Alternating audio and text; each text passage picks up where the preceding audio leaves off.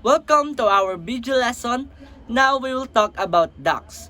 Ducks is a kind of poultry. To have an overview, what is poultry? Those are farm animals that has two legs and lay eggs. Now let's talk about the different breeds of duck. The first, we have a native or pateros duck. It is much smaller than the common or usual duck. This native or pateros duck, also known as itek in our country. It can lay eggs and it also for meat production. The native or pateros duck has three different colors. We have white, black, and color gray.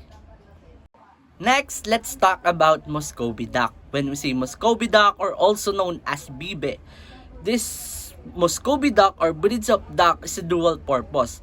It can produce or lay eggs and also it's good for meat production.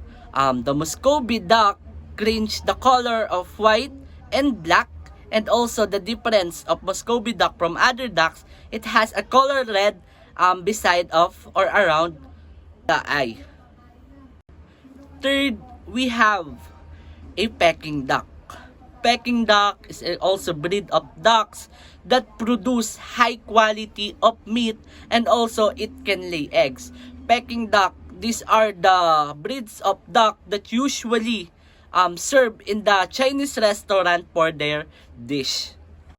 So last breeds of duck is the Khaki Campbell, from the word itself khaki because it's color brown. Khaki Campbell can produce 300 eggs per year. Khaki Campbell also good for meat production, but it's not good seater. When we say good seater, they are not you need to use incubator for the hatching process of their eggs. So those are the different breeds of ducks.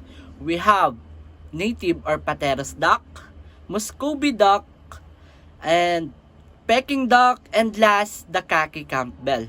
Duck has an important role for us human because it can produce eggs and it can provide meat for us to have a source of food. So that's all for today.